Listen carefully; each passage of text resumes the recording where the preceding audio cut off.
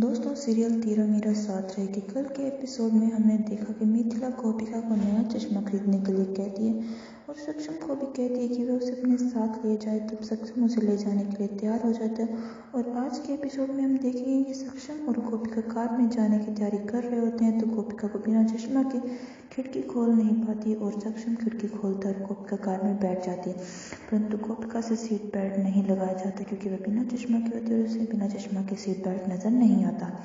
तभी रमीला आशिक को फ़ोन करती है और कहती है कि आजकल तो सारे काम उल्टे ही हो रहे हैं। सोचा तो क्या था और हो क्या ही गया। सोचा तो था कि मुंह दिखाई की कमाई कर लूँगी, पर तेजल ने सारा काम ही बिगाड़ दिया।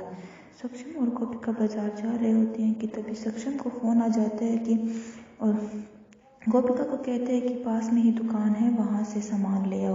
पर बिना चश्मा की गोपिका खाने के सामान की दुकान पर चले जाते हैं और वहाँ से कुत्ते के खाने का सामान ले आती है। और जब वह घर पहुँचती है तो सक्षम कहते हैं कि मैंने तुम्हारा चश्मा ऑर्डर कर दिया, तब तक कोई तोड़फोड़ मत करना, कोई गड़बड़ मत करना। तभी गोपिका जा रही होती है कि तभी केशव मोदी खाना लाने को कहता है तो गोपिका कहती है कि पापा जी रुकिए, मैं ला कर देती हूँ। परंतु बिना चश्मा की गोपिका डॉग्स का खाना लाकर उसे दे देती है। जब वह ला रही होती है तो मिथिला को किसी चीज़ की दुर्गंध आ जाती है और तब वह उसे स्नैक्स खाने लगती है तो आशी कहती है कि रुकिए बड़ी सासू माँ, यह कुत्ते का खाना है। और वह गोपिका के पास जाकर गोपिका को कहती है कि तू बड़ी सासू माँ से किस चीज़ का बदला ले रही है जो उन्हें कुत्ते का खाना खिला रही है, ये तो बड़ी सासू माँ का अपमान हुआ ना। तब मिथिला गोपिका का पक्ष लेते हुए आशी को एक कांच की प्लेट दिखाती है और पूछती है कि प्लेट की दूसरी तरफ कितनी अंगुलियां हैं।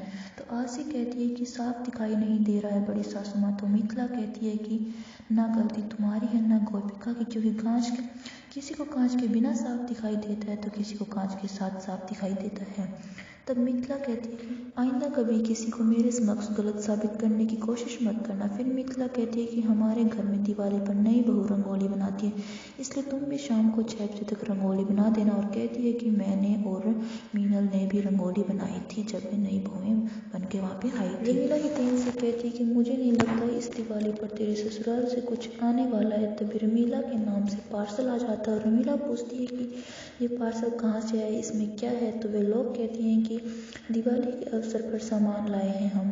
और रमीला सामान उतरवा लेती है और वे लोग कहते हैं कि 98,000 रुपये दे दीजिए इस सामान के। तब रमीला कहती है कि गिफ्ट के पैसे कौन मांगता है, क्योंकि उसे लगता है कि ये सामान मोदी भवन से आया, परंतु रियल में ये सामान तेजल ने मंगवाया होता है। तब वे लोग कहते हैं कि ये गिफ्ट नहीं है बल्कि ऑर्डर किया गया। तो रमीला कहती है कि सामान किसने मंगवाया। तो तेजल कहती है मैंने मंगवाया है ये सामान। गोपिका कान्हा जी से कहती है कि माँ जी मुझे पसंद ना करते हुए भी मेरा साथ दिया और पूरे परिवार के खिलाफ खड़ी हो गई। अगर माँ जी गलती से भी वो डॉग का खाना खा लेती तो बहुत बड़ी गलती हो जाती और ये माँ जी का भी अपमान होता। अगर ऐसा हो जाता तो मैं अपने आप को कभी माफ़ नहीं कर पाती। और कान्हा जी से प्रार्थना कर रही होती है कि कान्हा जी शुक्रिया, आपने मुझे एक बार फिर मेरा साथ दिया। तभी कमरे में सक्षम आ जाता और कहता है कि चश्मा बन गया और सक्षम उसे चश्मा पहनाता है। पूछता है कि अब साफ साफ नज़र आ रहा है ना। तो गोपिका कहती है हाँ। तब सक्षम कहता है फिर तो साफ साफ समझ में भी आ रहा होगा।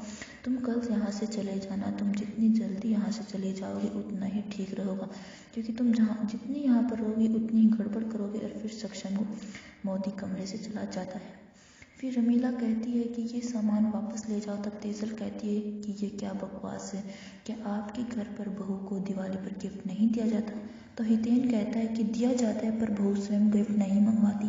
वे लोग कहते हैं जिन्होंने गिफ्ट ला कर दिया था, यानी ऑर्डर लाने वाले लोग कहते हैं कि हमारे घर की। फिर वे लोग जो ऑर्डर लेकर आए थे वे कहते हैं कि हमारी पॉलिसी है कि हम हमारा सामान जो एक बार दे देते हैं वो वापस नहीं लेते। तो रमीला चालाकी दिखाते हुए कहती है कि मेरे घर की भी पॉलिसी है, अगर मेरे घर पर मेरी मर्जी के बगैर कोई सामान आता है तो मैं उसे फाड़ डालूंगी 1000 रुपये पर सेकंड। देख लो कहीं ऐसा ना हो कि सारा सामान भी छोड़ कर जाना पड़े और खुद भी गिरवी रख कर जाना पड़े। तब वे सामान उठाकर ले जाती हैं। तभी आशिक का फ़ोन आता है और कहती है कि इनकमिंग कॉल फ्री है ना माँ, तो फिर फ़ोन क्यों नहीं उठाया। तब रमीला कहती है कि अरे अरे मेरी इस नकचड़ी बहू ने जो कांड किया है उससे मुझे रिंगटोन सुनाई ही नहीं दी। तब आशी कहती कि मेरे पास टाइम नहीं है माँ तुम्हारे घर की कहानी सुनने की, और कहती कि मुझे इस दिवाली पर रंगोली बनानी है और इसमें सिर्फ 10 मिनट बचे हैं, पर मुझे तो रंगोली बनानी नहीं आती। तो रमीला कहती है कि नेट से देख लेना कुछ अच्छी सी रंगोली। तब आशी कहती है कि मेरे हाथों ने मेकअप करने के सिवा कुछ भी और नहीं सीखा। तब रमीला उसे कोई आइडिया दे रही होती है कि गोपिका उसकी बनाई रंगोली देख लेती है और वह उसे सही कर देती है। तब आशी कहती है कि तू ये रंगोली सही करके मुझे इस घर से निकलवाना चाहती है ना। तभी मीनल और मिथिला आ जाते हैं। मिथिला पूछती है कि ये रंगोली किसने बनाई है। तो गोपिका कहती है कि आशी ने बनाई है, और आशी भी कहती है कि हाँ बड़ी सासू माँ मैंने बनाई है।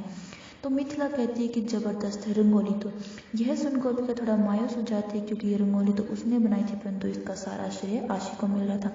तो मिथिला उसकी तरफ देखती है और समझ जाती है कि कुछ गड़बड़ है। आज का एपिसोड यहीं ख़त्म होता है। कल के एपिसोड में हम देखेंगे कि राधिका और सक्षम गार्डन में मिलेंगे। तो सक्षम कहेगा कि तुम्हें अगर कोई एतराज़ ना हो तो तुम अपना मास्क उतार सकती हो। तब राधिका सोचने लगती कि अगर ऐसा हुआ तो उसका सच सामने आ जाएगा। आज के लिए दोस्तों इतना ही। अगर आपको सबसे पहले शो तेरा मेरा साथ रे देखना है तो हमारे चैनल को सब्सक्राइब करें और उसके साइड में जो बेल आइकन है उसे भी प्रेस करें ताकि आपको मेरे सबसे पहले नोटिफिकेशन। वीडियो अच्छी